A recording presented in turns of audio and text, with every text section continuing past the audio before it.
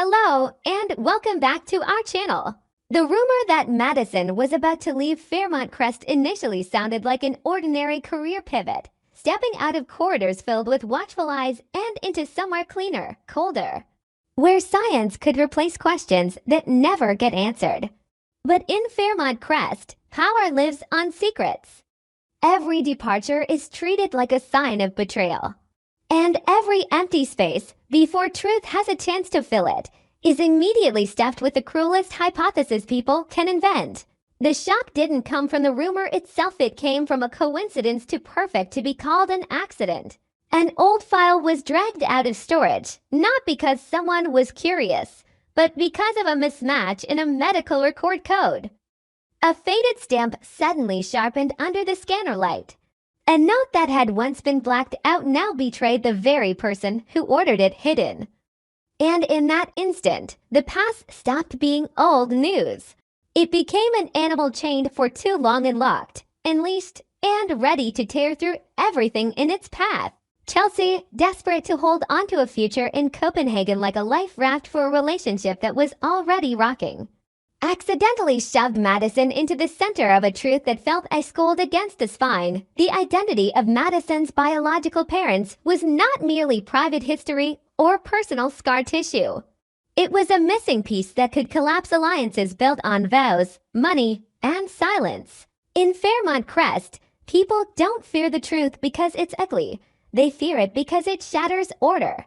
And this time, that order began to tremble like a glass frame taking blow after blow from a storm. Madison had always been hard to read, not because she enjoyed being mysterious, but because she lived as if she had no right to be fragile. She chose science the way someone chooses armor, precision as a way to avoid the feeling of being seen, to clearly the feeling that once made it impossible for her to breathe. Before, when she went quiet the moment someone mentioned childhood, when she dodged the word family, when she flared with sudden irritation at the sight of an old photograph, Chelsea had dismissed it as personality. But now everything changed meaning. Every one of Madison's reactions looked like the footprint of a life spent running from a name. She wasn't avoiding the past only because it hurt. She was avoiding it because she was afraid that if she remembered, she would destroy someone or expose something the entire system would kill her to bury again. Madison's anger was never loud. It was thick, cold, and it turned inward until it sank its teeth into her. She hated Chelsea's questions, hated that bright, determined belief that love can heal. But deeper than that, she hated being yanked out of the safety she had built out of discipline and control, forced into a story she never chose to be the main character of. Chelsea was the opposite. Fueled by impulse, deciding by instinct, believing that if she ran fast enough toward love, she could leave darkness behind. But the darkness in Fairmont Crest doesn't stand still. It knows how to follow through corridors that don't require light. To Chelsea, Copenhagen had once been a promise, a different place, a new breath, a chance for Madison to stop living like a stretched wire and for both of them to stop bracing for impact. Chelsea wanted to believe that once they stepped beyond those gates, the toxicity would dissolve. The mockery would fade, the judging stares would disappear. But then a DNA result that had been misplaced or intentionally made to disappear was suddenly sent to exactly the wrong place, touching exactly the wrong person. The recipient's name, the ID number, the timing, everything was right in a way that felt terrifying. And the biggest shock wasn't in the printed lines of the test. It was in the sensation of being manipulated, like someone had used Chelsea's fame, Chelsea's impulsiveness, and Chelsea's stubborn love as a trigger for a moral explosion that had been prepared for a long time. That old file didn't read like a legal adoption process.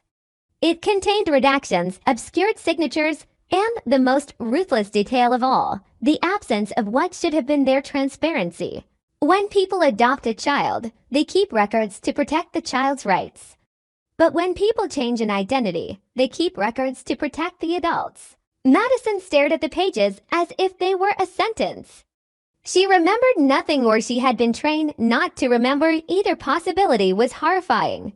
If she truly didn't remember, then someone had carved her childhood into a hollow space. If she remembered fragments, then she had spent her entire life censoring her own memory just to protect a secret that was never really hers. Madison's anger began searching for a way out, but it hit walls and ricocheted back. She was furious at Chelsea for pulling her into this. Furious at the Montgomery family for giving her a life that came with conditions of silence. Furious at herself for believing she was in control, when her roots had been decided by other people a long time ago.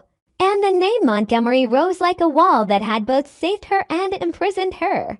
In that family, there was a powerful woman who used honor as a shield, who crushed every seed of scandal before it could even sprout.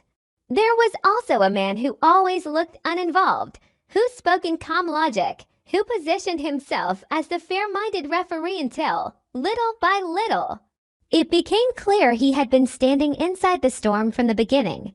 If Madison wasn't the biological child everyone believed she was, then every compliment, every expectation placed on her suddenly tasted bitter. Had she been loved for who she was? Or because she was living proof of a story carefully edited into perfection? And if her biological parents were directly tied to the alliances currently holding Fairmont Crest together, then this was no longer a family matter. This was war. Because when bloodline tangles with power, it doesn't simply demand the truth, it demands repayment. Chelsea was afraid, but her fear quickly turned to fire. She hated being cast as the trigger, hated the idea that she could be controlled simply because she loved Madison. And with that realization, her eyes sharpened. Strange calls after midnight, vague messages, people suddenly asking about her Copenhagen itinerary, it all looked like needles testing for a reaction. She understood the trip wasn't just a romantic journey. It was a line between being swallowed whole and fighting back. But fight back with what? Chelsea had only one weapon, her voice. And in Fairmont Crest, a celebrity's voice is both power and a curse. If she spoke up, she could drag the truth into the light, but she could also make Madison a public target, stripping her of the right to choose her own life.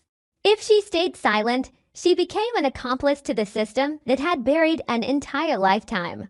Chelsea was trapped in a cruel paradox. Love wants to protect, yet sometimes protection becomes the most toxic silence of all. Madison, meanwhile, faced an even crueler choice. Keep the secret to protect the powerful woman who had raised her, someone who may have done the wrong thing while believing it was right, or expose it all to reclaim the right to live honestly, even if that honesty burned everything to the ground. The most painful part wasn't just being lied to. The most painful part was that Madison understood how power works. She knew that if she opened her mouth, they wouldn't only attack her. They would attack Chelsea, her career, her future, every soft spot they could find. They would label Madison ungrateful, turn DNA into headlines, turn childhood into entertainment for strangers to judge. So Madison's anger became silent fury. She wanted to smash everything, and yet she also wanted to vanish, so no one else would get hurt because of her.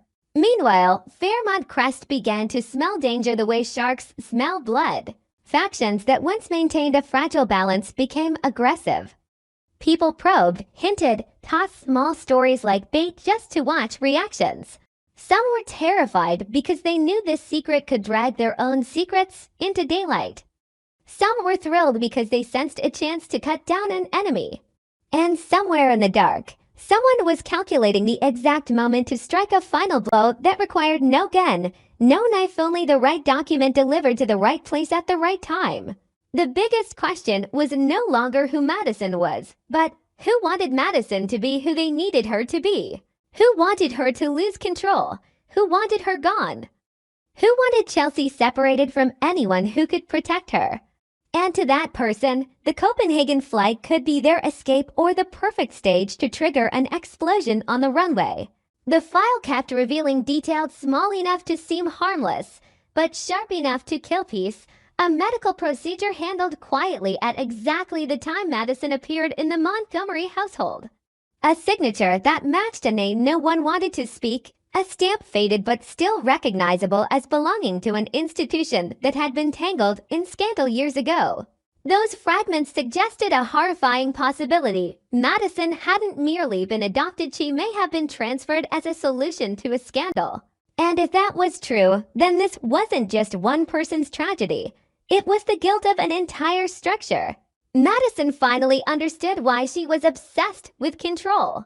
She had lived like someone who had to prove she deserved to exist, as if her existence had once been a convenient decision for someone else, not a miracle. Time began counting down to the flight, and pressure started to choke the air.